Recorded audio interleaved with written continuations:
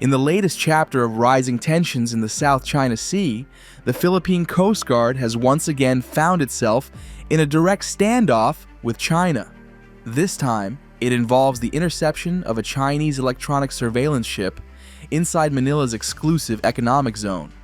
What happened during this incident, and what does it tell us about the growing power struggle in the region? Let's break it down. Over the weekend, the Philippine Coast Guard's flagship vessel, the BRP Teresa Magbanua, intercepted a Chinese spy ship operating around 70 nautical miles west of the Philippine archipelago. The Chinese vessel was identified as a Type 805G electronic surveillance ship belonging to the People's Liberation Army Navy. The Philippine crew attempted to establish radio communication, demanding an explanation for the unauthorized presence of the Chinese ship within their exclusive economic zone. But instead of responding, the spy ship remained silent. The Chinese Coast Guard cutter, however, issued a counter-challenge, insisting that the waters were under Chinese jurisdiction.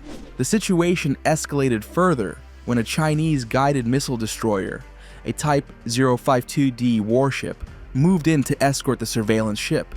Filipino observers reported Chinese helicopters launching from the spy ship as the standoff unfolded. Despite the growing Chinese formation, the Teresa Magbanua maintained its position and continued monitoring. This confrontation comes at the same time as the Cope Thunder aerial combat exercises, where, for the first time ever, U.S. Air Force F-35As were deployed on Philippine soil. Additionally, it has been observed that PLA Navy warship 164 is conducting helicopter landing exercises on its flight deck, with continuous activity recorded throughout the morning.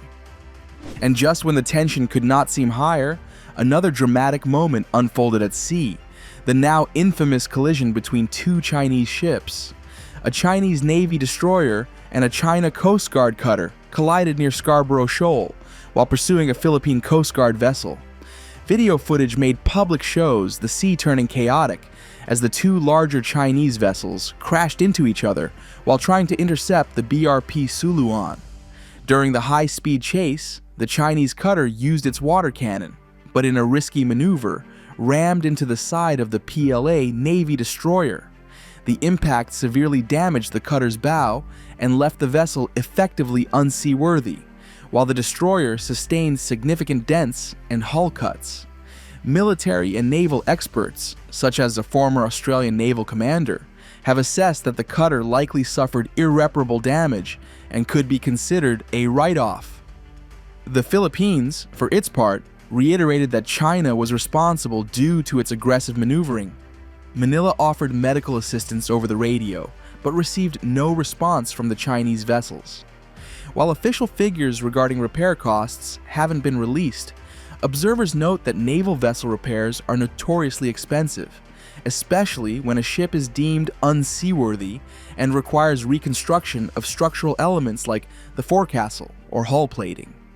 For context, the U.S. Navy's USS Porter, after colliding with a tanker, underwent repairs costing approximately $50 million, aside from initial patchwork and temporary fixes. The United States has been following these developments with growing concern. Washington has repeatedly reaffirmed that its mutual defense treaty with the Philippines remains ironclad. This means that if a Philippine vessel is attacked in the South China Sea, the U.S. is obligated to respond militarily. Senior U.S. officials have condemned China's aggressive actions, warning that these confrontations risk triggering a wider crisis. Pentagon briefings often highlight that the South China Sea is not just a regional matter, it is one of the most vital trade arteries in the world, with nearly a third of global shipping passing through these waters. But America's response goes beyond words. The U.S. Navy maintains a constant presence in the Indo-Pacific, with carrier strike groups, amphibious ready groups, and submarines regularly rotating through the Philippine Sea and the South China Sea. For example, the USS Ronald Reagan, a Nimitz-class aircraft carrier, frequently conducts freedom of navigation patrols alongside its escorting destroyers and cruisers. The USS Carl Vinson has also deployed to the region with its air wing of F-18s and electronic warfare aircraft. In addition, Arleigh Burke-class destroyers such as the USS Dewey, USS Higgins, and USS Rafael Peralta are often seen challenging Beijing's expansive maritime claims by sailing through contested areas like the Spratly Islands and Paracel Islands. Supporting these surface operations are Los Angeles-class and Virginia-class attack submarines, which patrol the deeper waters, and P-8 Poseidon maritime patrol aircraft, which provide surveillance and anti-submarine warfare capability from the skies. The U.S. presence is not limited to naval forces.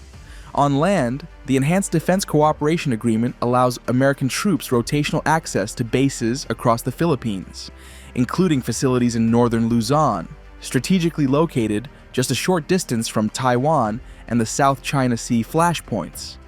Meanwhile, U.S. Marines and Air Force units regularly participate in exercises like Balikatan and Cope Thunder, integrating with Philippine forces and demonstrating rapid deployment capabilities. The recent arrival of the F-35 Lightning II stealth fighters in Philippine exercises is a powerful signal of the depth of U.S. commitment. Taken together, these measures illustrate that Washington is not merely issuing diplomatic statements. It is actively positioning forces and expanding cooperation with Manila to deter further Chinese assertiveness. The message is clear. If Beijing continues to escalate, the U.S. military is prepared and already forward deployed in the theater. The incidents we have just examined, the interception of a Chinese spy ship, the dangerous collision between two Chinese vessels, and the steady expansion of American involvement are not isolated episodes. They are all part of a much larger struggle unfolding in the South China Sea. For the Philippines, every encounter is a test of sovereignty, a daily reminder that it faces a much larger neighbor determined to assert dominance in waters that international law recognizes as Philippine territory. But the United States is not acting alone. Japan has stepped up joint patrols and is transferring defense equipment to Manila, while Australia has increased its naval deployments and military exercises with the Philippines. Even European navies, such as those of France, Germany, and the United Kingdom, have sent ships to demonstrate freedom of navigation in these contested waters. This network of allies and partners underscores a growing consensus. The South China Sea is too strategically important to be dominated by one country. With 1/3 of global trade flowing through these waters, the stakes are not just regional, but global. And so, the South China Sea remains one of the most volatile flashpoints in modern geopolitics. Each interception, each confrontation, and even each accident has the potential to spiral into something larger. The Philippines is standing firm, the United States and its allies are signaling their resolve, and China is determined to press its claims. The question now is not whether tensions will continue, but whether they can be managed without crossing the line into open conflict. And with that, we conclude today's report on the rising tensions in the South China Sea. Thank you very much for watching this video, and don't forget to stay tuned for more updates on global security and maritime affairs. Thanks for watching.